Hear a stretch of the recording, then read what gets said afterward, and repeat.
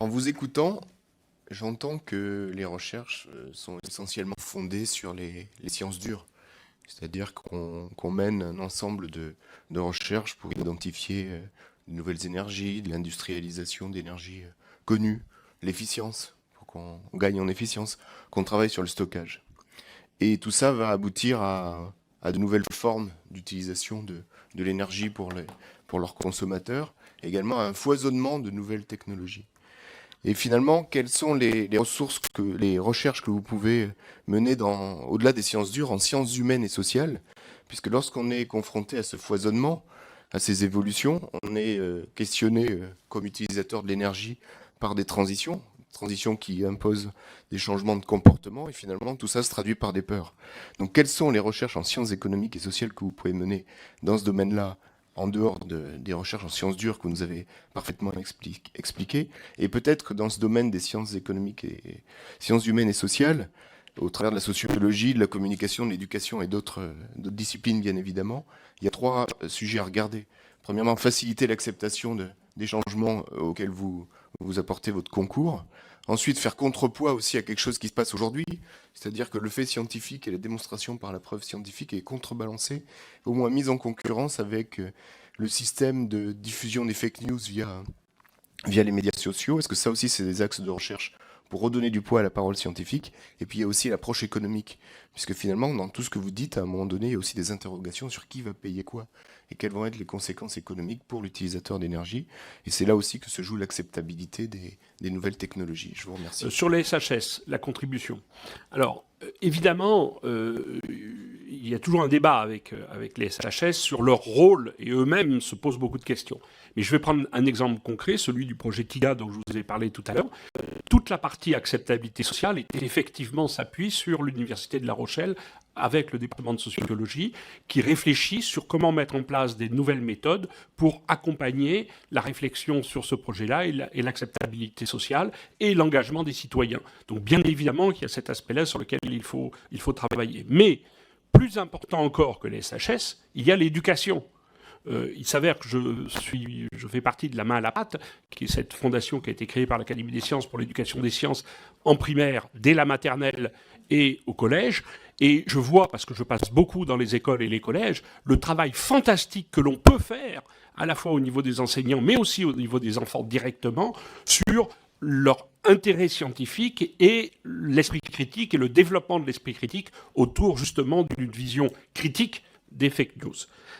Alors, pour le sujet SHS, pour moi, il est essentiel. Alors, on est en train de mener cette réflexion au niveau de la direction du CEA aujourd'hui en travaillant sur cette mission intégrée. C'est-à-dire que c'est très bien d'avoir une vision à 360 de l'énergie, mais il faut quand même faire des technologies qui, derrière, vont être déployées et toucher un grand public. Donc, l'idée, c'est de pouvoir avoir des alliances avec des grandes équipes françaises sur les sujets. Et ça pose la question d'avoir une synchronisation de l'ensemble des outils de l'État. Parce qu'aujourd'hui, on a beaucoup parlé de l'ADEME qui est essentiel dans le déploiement des nouvelles technologies de l'énergie.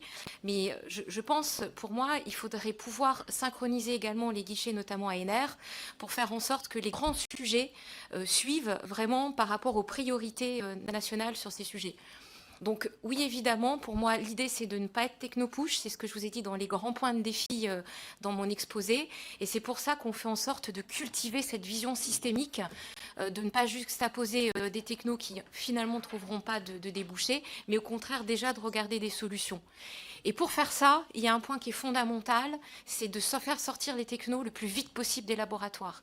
Et c'est ça qui n'est pas toujours très facile. Je pense que les TIGA qui étaient cités tout à l'heure étaient un bon exemple, parce qu'il faut que finalement la synchronisation se fasse à ce niveau-là, que les données qui sont collectées quand on déploie les premières technologies qui sont souvent industrielles puissent revenir également au niveau de la R&D, pour qu'ensemble, on puisse réajuster le tir si on sent que les technologies ne sont pas appropriées, développer les bons modèles de modélisation, enfin les bons outils de modélisation, pardon, qui vont derrière enrichir la vision systémique, etc.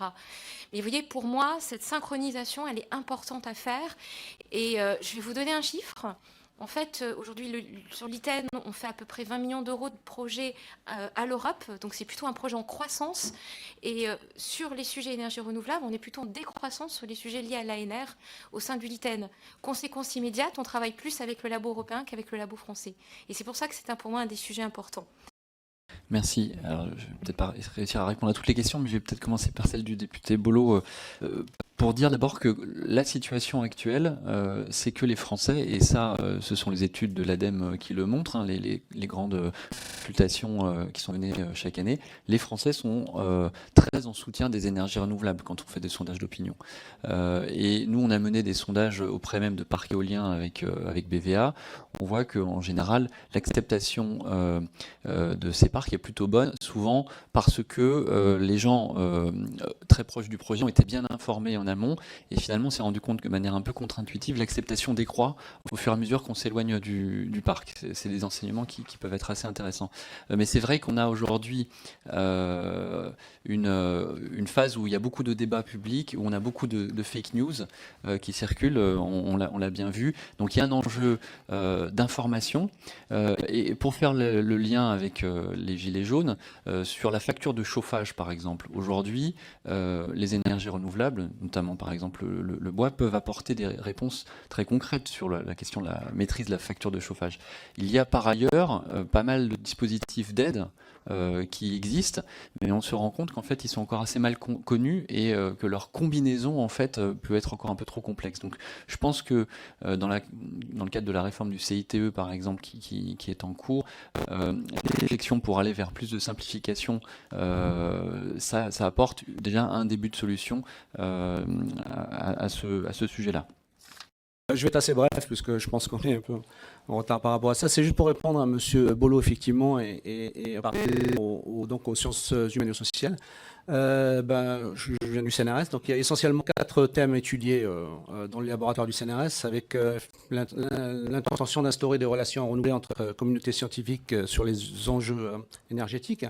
Donc il y a par exemple tout ce qui est autour de la vision du futur et scénario, mais pas uniquement technologique, hein, c'est systémique. On va tenir compte de la source, depuis la source, matière première, jusqu'à l'usage. Il y a tout ce qui est autour de la gouvernance des politiques de l'énergie, marché, régulation et mode de consommation, et enfin territoire et composition sociale. Donc il y a beaucoup de laboratoires qui travaillent autour de ces problématiques. Il y a beaucoup d'études. Elles sont peut-être pas suffisamment connues par le grand public, mais il y a des choses qui se font à ce niveau-là. Et tout ça se fait aussi dans le cadre d'une alliance qui s'appelle l'Alliance Athéna. Dans son essence, c'est essentiellement traiter des affaires sociales et les sciences d'une façon générale, et l'énergie en particulier. Ça a été dit, mais je crois qu'il ne faut pas oublier effectivement la formation des professeurs, hein, de la primaire jusqu'au lycée, voire au-delà. Je crois que c'est là qu'il y a les sciences humaines, c'est là qu'il y a les humains quelque part. Et je crois que c'est essentiel qu'on puisse les accompagner par rapport à ça.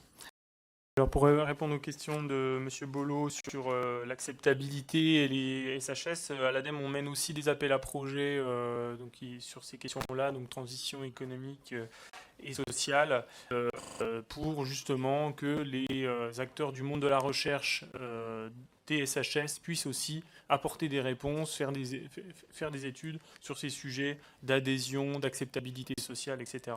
Et on a, dans le cadre des investissements d'avenir, aussi financé beaucoup de projets Smart Grid, donc de réseaux intelligents, dans lesquels il y avait un volet consommateur avec des vrais consommateurs, avec lesquels ont été mesurés leur appétence à des changements de tarification, à faire de la flexibilité locale, etc.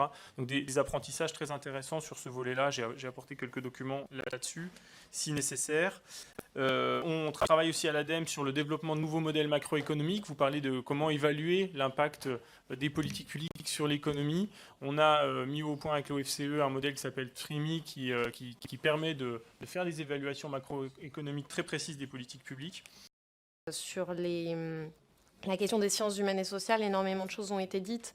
Je compléterai juste pour rappeler également que nous, on est attentifs à travailler également sur les innovations de modèles d'affaires qui permettent justement aussi de faciliter l'acceptabilité, de potentiellement réduire les coûts, et qui est aussi une innovation en tant que telle et sur lequel aussi on est attentif, parce que parfois une même technologie mais avec un modèle d'affaires différent peut donner des résultats très prometteurs.